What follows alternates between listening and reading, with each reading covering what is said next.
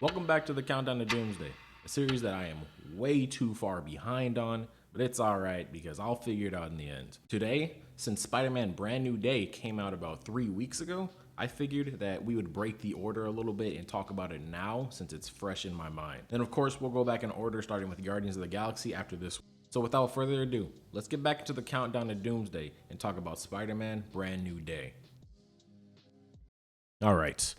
So I'm trying a bit of a different format for this video. Honestly, I think I'm gonna carry it along to the rest of the Countdown to Doomsday videos, where I kind of just like take small little notes and then I just freestyle off of that, because it gets harder and harder to write a whole script for these movies when I could really just like talk about what I'm thinking of off the top of my head based off some notes, right? That's way better. It'll help me get these out a lot faster. So yeah, Spider-Man Brand New Day is the long-awaited continuation of Tom Holland's Spider-Man story after the shocking ending of Spider-Man No Way Home. Just a little recap, even though you guys definitely don't need this. At the end of Spider-Man No Way Home, he had Doctor Strange conjure up, what does he do? Creates, but he conjures up a spell. No, cast, that's the word. Doctor Strange casts a spell that forces everyone in the world, and I think maybe even the universe or the multiverse, to forget who Peter Parker is. So everyone forgets who he is, right? All his villains that knew who he was, Ned, MJ, Happy Hogan, everyone, they all forget who Peter is. Now, the closest thing to this ending in the comics is the Spider-Man One More Day comic book storyline, which I think was like a crossover between 4 different comic books. But basically what happens in the One More Day storyline is Aunt May is dying. She's got some sort of illness that's terminal, right? And Peter can't do anything to save her. He doesn't know what to do. He goes around asking people. He's like, hey, can you fix this for me? They're like, no. He talks to a bunch of people. In the end, he's struggling to just accept that Aunt May has to move on. But this is a pretty controversial storyline, mainly because in the end, Peter makes a deal with Mephisto to save Aunt May. But basically what it does is it resets his whole life. He never gets married to Mary Jane. All of his stories throughout the entirety of his mythos at that point, they didn't happen. He basically gets reset to, I think, maybe like 19 or 20, and the story of Spider-Man restarts, right? This was very controversial at the time because it kind of just takes away all the learning and growth that he had beforehand. And guess what, it was written by Joe Quesada. Go check out my Marvel comic video. Never trust Joe Quesada or Bill Jemas in like anything. Don't quote me on this because I'm not the greatest with continuity. As I've said before, I just read random comic books growing up. I was never staying in order of things as they were released, but I'm pretty sure after One More Day happened and Spider-Man's life was reset, no, that's when we get the Hulk never forgets line where he says that he remembers Peter. Anyways, the new storyline that came out after One More Day was titled Brand New Day. So it was pretty fitting that in the MCU, after a story where Peter's identity was completely erased and he was on his own, it was kind of like a reset, even though it's the same Peter. We take a bit of influence from the story that we got the idea to erase Peter's identity from. But Brand New Day, the comic book storyline, is not really anything like the movie. It's a lot more like the PS4 Spider-Man Insomniac game, at least a little bit. We do get a little bit of a Mr. Negative tease in the Brand New Day comic storyline, even though he's a pretty big villain in the PS4 game. But just in the sense that it's a bunch of random Spider-Man villains and Spider-Man going about and just being a vigilante. It's similar in that way, different from this Brand New Day storyline. Because while in the intro of Spider-Man Brand New Day, the movie, we do see him tackle Scorpion, Tombstone. It was for like 5 minutes at most, right? The Brand New Day movie is not about him just being a vigilante and being out there stopping crime. So in that sense, the Brand New Day title is really just because Peter is starting a new life for him, or he's already been in this new life based off of the fact that he had everyone forget who he was. Similar to how in the One More Day storyline, he basically erased his whole life, his marriage to Mary Jane, all of that to, start over but save Aunt May. Brand New Day, the movie, also takes influence from the Evolve or Die storyline that also spanned across multiple comics, but they're not really similar. The Evolve or Die storyline is all about Peter dying from some illness that no one can seem to figure out. You know, he goes to Reed Richards, he goes to Black Panther, he goes to pretty sure Iron Man at one point. And he's like, hey, can you guys figure this out? He even brings them all together. They bring in someone else that I forget. Bruce Banner goes to them and he's like, hey, I need you guys, you guys' help. Can you help me figure this out? I don't know what to do about it. And they're all like, no, we can't really do anything about it. You know, his powers start to get weaker. He's not really understanding, you know, what's going on. Or, you know, he ends up just accepting his fate. And along the way, he starts seeing Morlun, whether it be visions or, you know, Morlun's actually there. He starts seeing him. And if you don't know who Morlun is, he's a, you know, he's goated, all right? He's the main villain of the Spider-Verse movie, the Spider-Verse comic. He's like that, man. If you're ever a Spider-Man and you see Morlun, just know you're about to get fucked up. Well, killed, but also fucked up. What happens is Morlun basically beats the ever-living shit out of Peter, and then you know, Peter's in like critical condition at the hospital, and Morlun shows up to keep on trying to feed on him.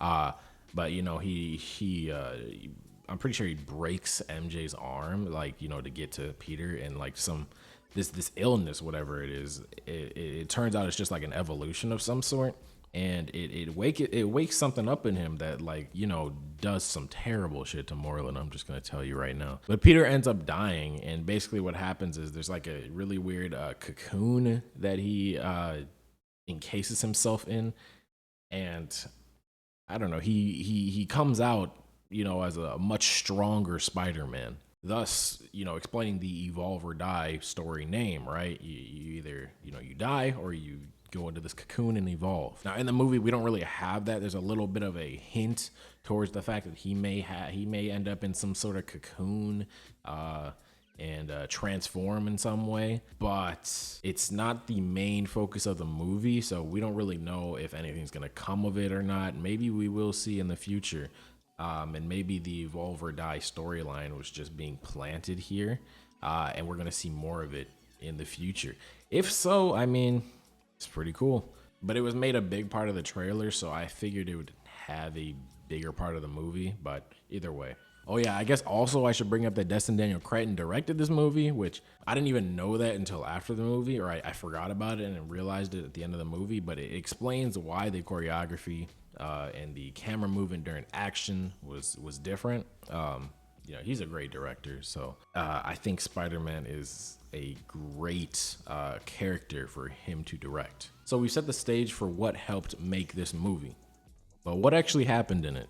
TLDR, Peter is learning to live a new life on his own as Spider-Man. We see in the beginning a montage of him taking down multiple villains, including Scorpion and Tombstone. He also makes a friend in Jean DeWolf, a police officer, but deep down, he still misses MJ and Ned. And he's also dealing with some weird mutations in his body that forces him to produce natural webbing from his body. At the same time, a young woman who has the power to jump between bodies is attacking damage control sites looking for something called VMAX. During the race to track down who this young woman is, he teams up with the Punisher, he partners with damage control to track her down, and he goes to Dr. Bruce Banner to try and figure out if he can somehow create an inhibitor to help slow down these evolutions and mutations before they do something to his body that he regrets. Now, the young woman ends up being the mutant Jean Grey, who lost her sister to the hands of damage control. And all she wants is her sister back. Spider-Man doesn't know that. And to try and keep Spider-Man off her tail, Jean ends up possessing MJ, and that forces Spider-Man to go store MJ away at Punisher's little hideout until he can go and capture Jean Grey. Now, Jean storms a damage control building trying to find Bill Metzger so he can tell her what VMAX is, but Spider-Man and the Punisher show up to stop her, and she uses the Hulk to slow them down so she can get to Bill. Unfortunately, even though the Hulk does beat the ever-loving shit out of Spider-Man, Spider-Man at the end of the day manages to get an inhibitor on her, stops her powers, and allows her to be arrested. Now, this is when Spider-Man realizes that he's been wronged by damage control, and he breaks into their building where they're holding Jean Grey, but Jean Grey has already freed herself, and now she holds everyone within a kilometer of the building hostage and frozen in time. Inside, Jean Grey has Bill Metzger at her will after learning that her sister died at the hands of them. And Spider-Man has to break in and talk to Jean Grey to calm her down and help her move beyond what damage control has done to her life. So, obviously, the Jean Grey leak was true. It was real. You know, when it was revealed in the movie. You know what? I don't even want to act like I reacted during the movie. I unfortunately got that spoiled to me a day before I went to go see it. You know, it was a day before the movie came out too. So, you know, I'm online looking up stuff, you know, just doing my regular Marvel searching, you know, we all search shit, right? I come across a Bill Metzger page on Wikipedia or on the Marvel MCU Wikipedia, right? And I'm like, huh, I didn't know that guy was in the MCU. Let me click on this, see what show. It was probably a Netflix show he was in, right? Um, no, first thing, Bill Metzger worked with Spider-Man to capture Jean Grey. Wow. And you know, Jean Grey is like blurred out, but it's 8 letters. Like you could tell through the blur who it was, and I'm just sitting there like, great. Didn't want to fucking hear about that from a Wikipedia page. But I mean, yeah, the leak was true. Frankly, I think it's cool. We're going full force with the X-Men. So yeah, cool. We'll talk about her a little bit later though. You know, the Yelena leak was true as well. You know, we saw her and Peter both take off their clothes, you know, and that's about it. It really does make sense to put Yelena in this movie since, you know, as we know, everyone knew Brand New Day would make a lot of money, right? Everyone's gonna see it. So if they see Yelena in this movie, you know, they'll at least get used to her before she shows up in Doomsday, right? So people won't go into Doomsday and see her and the rest of the group and be like, who the hell are these clowns? They'll at least see Yelena, who they just saw in the Spider-Man movie, and be like, oh, we know her. All right, let's talk about positives and negatives. I've just got like a list, just so you guys know. My positives outweigh my negatives by like 3 times. So let's get into it. Number 1, great action. I mean, like I said, Destin Daniel Cretton was the director. He knows how to direct action. He just knows, man. You know, you watch Shang-Chi, you know that. You watch American Born Chinese, you know that. You watch Spider-Man Brand New Day, you know that. He's got his own style to it, and I think applying it to Spider-Man, someone with a completely different skill set than Shang-Chi, I think it makes Spider-Man a lot cooler, in my opinion. Granted, I think it did ground him a lot more than he normally would be. You know, during his fights, he was not crawling around on the walls and swinging around as much as you would see in other movies, right? He was more on the ground, using his hands, using his feet, sliding around. But that's fine because the action was a lot more engaging. You know, maybe I'm beating a dead horse with this, but this whole movie feels like a Spider-Man comic book issue, or maybe like a 4-issue miniseries ripped and then thrown on the screen, unlike any other movie that we've gotten for Spider-Man. And I'm serious about that. Like this one, there's something different about this one that, you know, I feel like we haven't gotten from the other ones, at least to the extent that we got it in this movie. You know how comic books usually have like random exposition when there are other characters that join the mix, just to keep people on page with what's going on. You know, we got that with Yelena. Little quick, oh, I was in the Red Room. You know, we get a little, oh, you remember Bruce Banner was with the Avengers thing, right? We don't really get that with the Punisher, but either way, just something like that. And, you know, we do get it in other movies as well, but this one, it felt a little bit more on the nose, and I kind of appreciated that, at least considering the fact that this whole movie felt like a comic book. Putting that was kind of like a cherry on top to kind of solidify what they were trying to do with this movie. And on top of that, Spider-Man had a few internal, like random thoughts during this movie that were like, oh yeah, that's something that Spider-Man would think in the moment. Like the one that comes to me immediately is when he first saw Yelena, and I don't know, he was talking to like the people at the front of her building. They were, I think they were speaking Russian. I'm not gonna act like I know languages like that. But as he's like walking to go see Elena, he thinks to himself, he's like, I think I know what that means, right? Just something as small as that is something that, you know, you would see from comic book Spider-Man that I just felt we didn't get before, especially not from Tom Holland Spider-Man. Tombstone looks cool, you know, in the 5 seconds we had of him. You know, I heard about the addition of Tombstone to this movie, and I got kind of excited. And then well, he was only there for 5 seconds, so do whatever. Maybe in the future we can get like some sort of actual street level Spider-Man movie, because I don't even think this was street level necessarily. You know, it was closer to that, but I still don't think it is. And during this street level movie, we can get some sort of like gang wars type of story with Tombstone. I love the fact that we're continuously seeing the Department of Damage Control. These guys, they're really making themselves out to be a great overarching street level villain type of group. You know, of course, they showed up in, let me think, Miss Marvel, obviously Spider-Man Brand New Day now, Wonder Man, I guess Spider-Man No Way Home as well. They've showed up in a few more things, but I think the fact of them continuously showing up, I think that should be used for some like overarching story with a bunch of the street level heroes taking them down. You know, maybe like a Defenders type of story or something else. Just something, do something big with them. New suit is great. I mean, what do you want me to say? It's a Spider-Man suit. It's nothing special. It looks like something that he just, you know, sewed together. It's great. All right, this one I just wrote. I love Yelena in all caps. I don't know. Look, I took these notes during when I was actually watching the movie, and this was my first time watching it. I don't know. I had this thing. Like, I went to Studio Movie Grill. Y'all ever been there? It's pretty nice. I went there and I got this drink. It's an alcoholic drink. It was called a XL Caribbean something. I don't know. I don't drink often, so it was pretty big too. I don't know. Maybe I was like tipsy reading this. Yeah, I had to be like tipsy or something writing this down. I don't know what's wrong with me. Yeah, like I said before, like I think Yelena's inclusion in this is perfect and makes sense. It's what Marvel should have done to get people familiar with her before she's in a much bigger role in Avengers Doomsday. And to add to that, I love all the random characters that we got in this movie. I mean, this is how comic book movies should be. They should be movies like the comic books, right? In the comic books, random people always show up because, you know, you're in such a close vicinity to all these groups of heroes that you're going to run into them at some point, right? So he should talk to Yelena once. He should talk to Bruce Banner and maybe run into the Hulk later. He should partner up with the Punisher because they all reside in New York. Speaking of the Punisher, Frank and Peter's banter is amazing.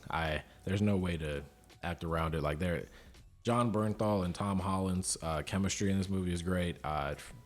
John Bernthal's great in the role. You know, they talk shit just like they do in the comics. It's great. And mentioning the Hulk, I do want to bring something up that was pretty interesting during this movie that, you know, we're just going to wait on and see what comes of it. Especially considering certain concept art that we had seen for what I'm assuming is Battle Worlds. There may be 3 people inside Bruce Banner's body.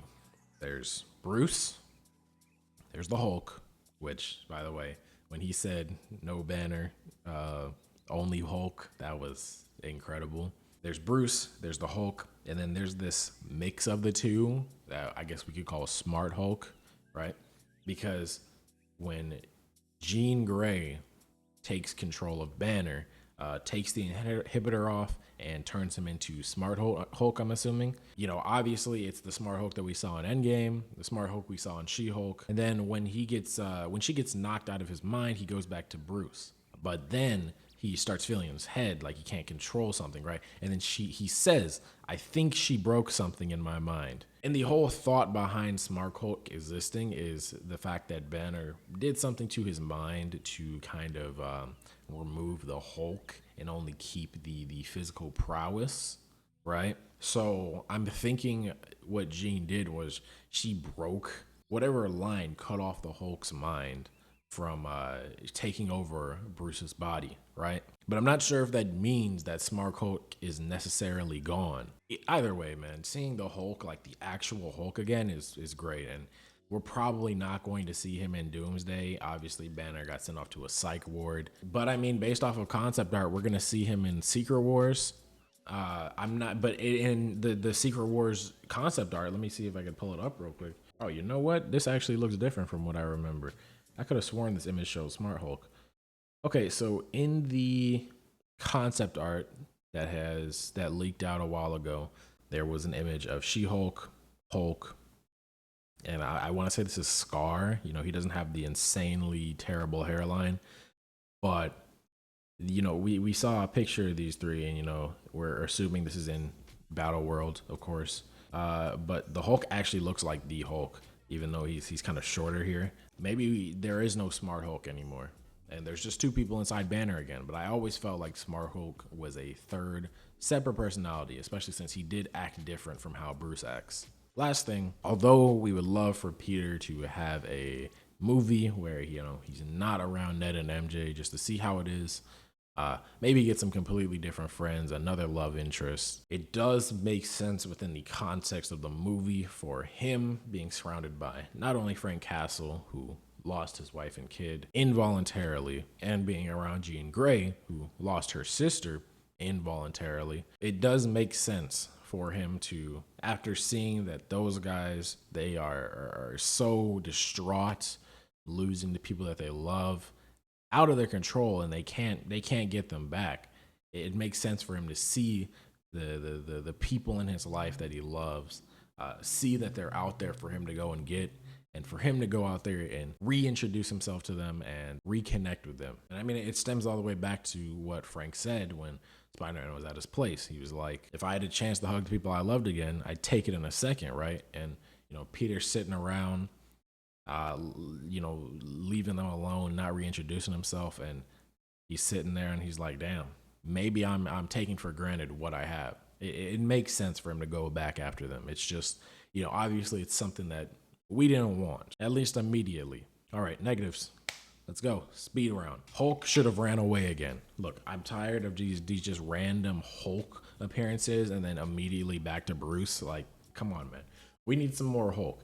He's been, and on top of that, like the Hulk, I don't know how. So if we think about it, sorry, I'm all over the place. Think about how many years the Hulk has been gone, right? Since Endgame, he's been gone since at least Endgame. Let's assume that Smart Hulk was created in 2024. You know what? Why am I doing this? Why don't I just look up the years for Endgame and Endgame in a universe year. Okay, 2023. So Endgame, the 5-year jump puts them in 2023. What is Spider-Man Brand New Days in universe year? Yeah, 4 years after No Way Home, which, because they're out of university now. The Hulk has been caged and locked away for 5 years. If he comes out of there like he did with his freedom again, I feel like he wouldn't want to just go back into Bruce's mind. That's terrible. I mean, if we ever end up actually getting a Hulk movie or a Hulk TV show or something, we can dive into that, but I feel like in his situation, I would have just like ran, right? I wouldn't let myself fall. I wouldn't let any of that happen because I know that when that happens, I'm going to be locked away again. And maybe Bruce is going to try and lock me up again using whatever type of biology science that he used before.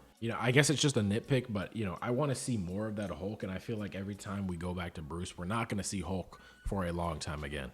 I mentioned this before, there's not really any stakes behind his whole mutating process that they talk about during this movie. He has the little, spiders evolve and mutate like this, and they have a shell and they shed it and all this bullshit that he puts on the screen for like 3 minutes, right? But we never really dive deeper into what's actually happening to his body. Because what if he actually was going to just like shed his skin into something else, right? We never figured that out, and the fact that at the end of the movie he kind of just accepted it, I mean, makes sense. He obviously couldn't do anything to stop it necessarily. Like his inhibitor worked, but he was weaker because of it. And at this point, he might as well just embrace it and figure out what it is. And I'm hoping that they touch on this in the future because it was a part of the story that I was kind of looking forward to. I wanted to know what was happening to his body, and we never really got that explained to us. Spider-Man versus Jean Grey was not on my bingo card. There's never been a situation in the comics where they were pitted against each other, so just seemed very odd. I don't know who it was that came up with the idea that they should have Jean Grey as the villain of a Spider-Man movie, but it does work. It was just a little bit odd, and I know a bunch of people online were mad, or at least somewhat upset, because we didn't get a Spider-Man villain. We got Jean Grey, who's an X-Men. So, but honestly, like we've had 10 Spider-Man movies, right? 10. Wow, I can't count. We've had 9 Spider-Man movies at this point, and we can go one Spider-Man movie without a Spider-Man villain. All right, there's a million villains out there, and I know people would want more of those guys. Like maybe we want a full movie with Scorpion. I want a movie with Tombstone. Still haven't gotten a Spider-Man Venom movie. at least like a full one. Obviously, there's Spider-Man 3, but I mean, Spider-Man is literally the most popular superhero ever, and his movies are never gonna stop. So we'll get our movies with these other characters. All right.